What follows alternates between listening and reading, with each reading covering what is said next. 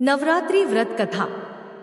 बृहस्पति जी बोले, हे ब्राह्मण, आप अत्यंत बुद्धिमान, सर्वश्रेष्ठ और चारों वेदों को जानने वालों में श्रेष्ठ हो। हे प्रभु, कृपा कर मेरा वचन सुनो। चैत्र, आश्विन और आषाढ़ मास के शुक्ल पक्ष में नवरात्र का व्रत और उत्सव क्यों किया जाता है? हे भगवान, इस व्रत का फल क्या है? किस प्रकार करना उचित है? और पहले इस व्रत को किसने किया, सो विस्तार से कहो। बृहस्पति जी का ऐसा प्रश्न सुनकर ब्रह्मा जी कहने लगे कि हे बृहस्पति, प्राणियों का हित करने की इच्छा से तुमने बहुत ही अच्छा प्रश्न किया।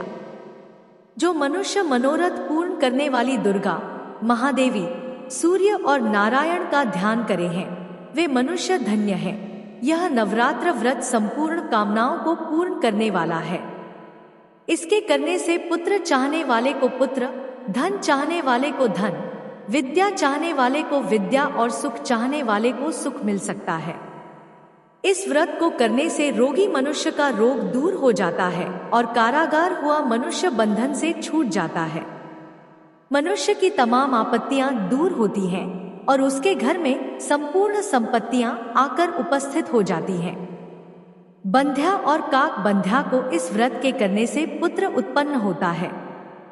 समस्त पापों को दूर करने वाले इस व्रत के करने से ऐसा कौन सा मनोबल है जो सिद्ध नहीं हो सकता?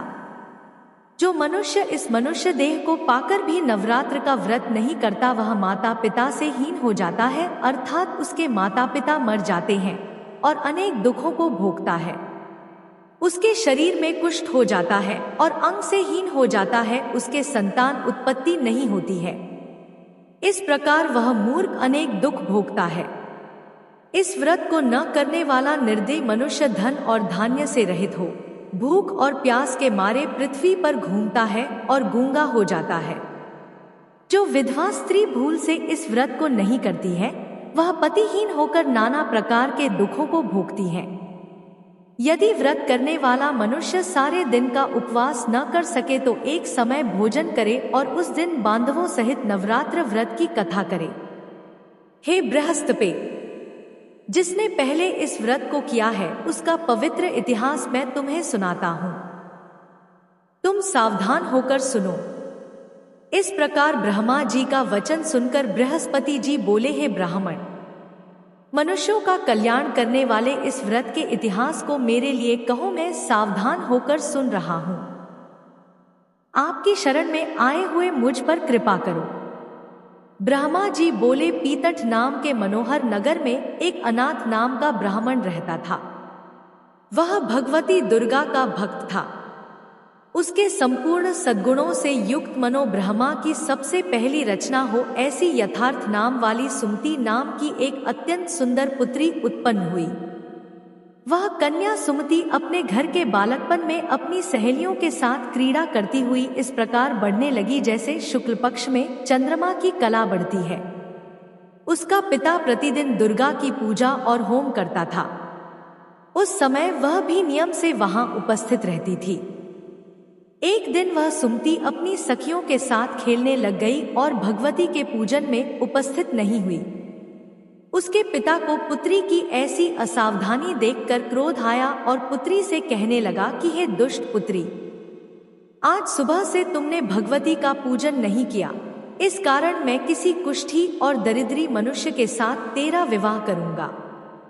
इस प्रकार कुपित पिता के वचन सुनकर सुमति को बड़ा दुख हुआ और पिता से कहने लगी कि हे पिताजी, मैं आपकी कन्या हूं, मैं आपके सब तरह से अधीन हूं, जैसी आपकी इच्छा हो वैसा ही करो।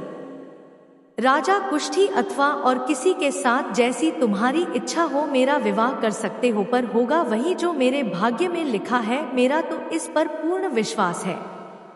मनुष्य जाने कितने मनोरथों का चिंतन करता है, पर होता वही है जो भाग्य में विधाता ने लिखा है। जो जैसा करता है उसको फल भी उस कर्म के अनुसार मिलता है, क्योंकि कर्म करना मनुष्य के अधीन है पर फल दैव के अधीन है। जैसे अग्नि में पड़े तृणाती अग्नि को अधिक प्रदीप्त कर देते हैं, उसी तरह अपनी कन्या के ऐसे निर्भयता से कहे हुए वचन सुनकर उस ब्राह्मण को अधिक क्रोध आया। तब उसने अपनी कन्या का एक कुष्ठी के साथ विवाह कर दिया और अत्यंत क्रुद्ध होकर पुत्री से कहने लगा कि जाओ जाओ, जल्दी जाओ, अपने कर्म का फल भोगो। देखे केवल भाग्य भरोसे पर रहकर तुम क्या करती हो। इस प्रकार से कहे हुए पिता के कटु वचनों को सुनकर सुमति मन में विचार करने लगी कि यहो, मेरा बड़ा दुर्भाग्य है जिससे मुझे ऐसा पति मिला। इस तरह अपने दुख का विचार करती हुई वह सुमति अपने पति के साथ वन चली गई और भयानक कुष्युक्त उस स्थान पर उन्होंने वह रात बड़े कष्ट से व्यतीत की। उस गरीब बालिका की ऐसी दशा देखकर भगवती पूर्व पुण्य के प्रभाव से प्रकट होकर सुमति से कहने लगी कि हे दीन ब्राह्मणी, मैं तुम पर प्रसन्न हूँ, तुम जो चाहो वरदान मांग सकती हो। मैं प्रसन्न होने पर मनवांछित फल देने वाली हूँ। इस प्रकार भगवती दुर्गा का वचन सुनकर ब्राह्मणी कहने लगी कि आप कौन हैं जो मुझ पर प्रसन्न हुई है, वह सब मेरे लिए कहो और अपनी कृपा दृष्टि से मुझ दीन दासी को कृतार्थ करो। ऐसा ब्राह्मणी का वचन सुनकर देवी कहने लगी कि मैं आदिशक्ति हूँ और मैं ही ब्रह्म विद्या और सरस्वती हूँ।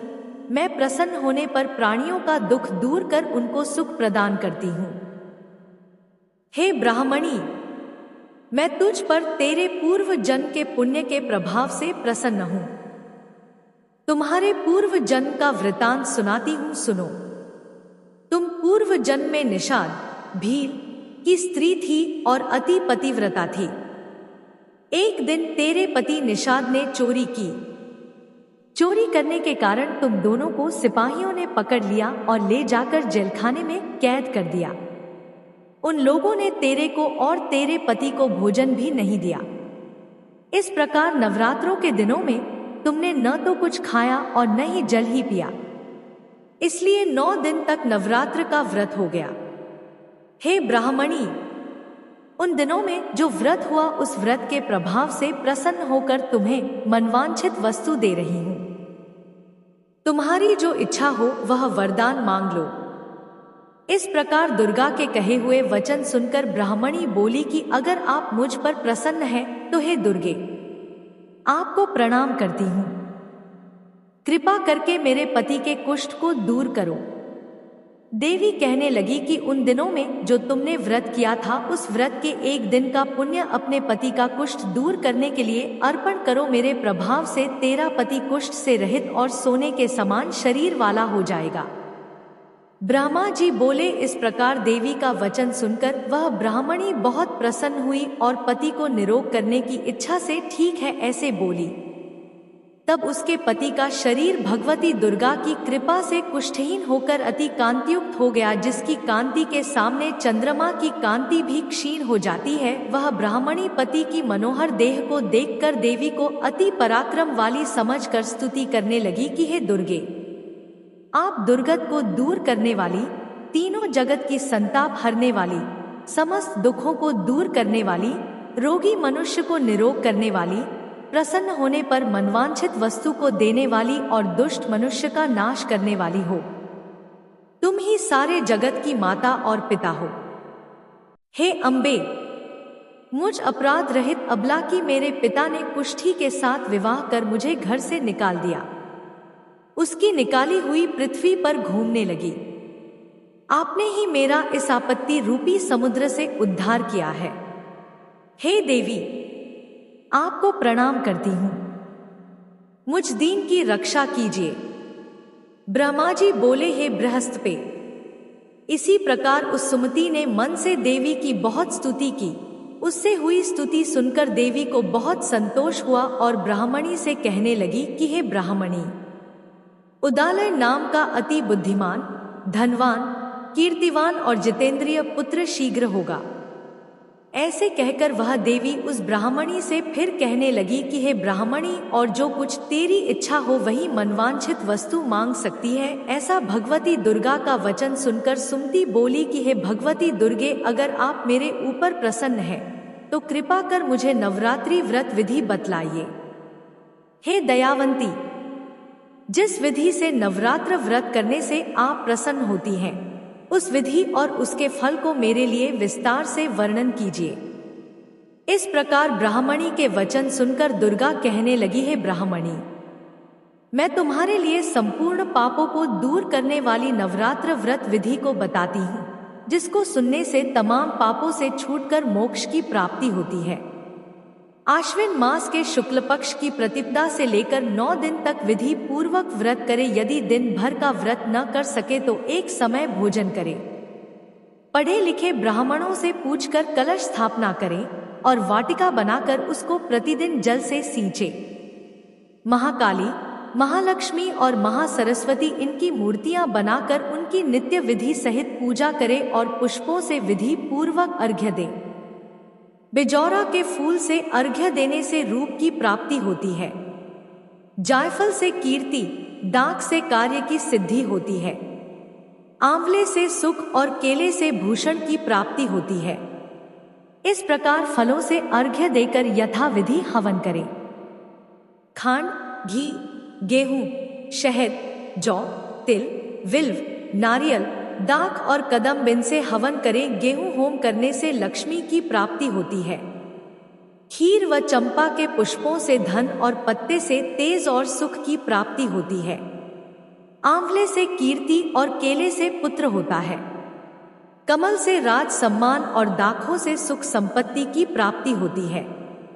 खंड, घी, नारियल, जौ और तिल इनसे तथा फलों से होम करने से मनवांछित वस्तु की प्राप्ति होती है।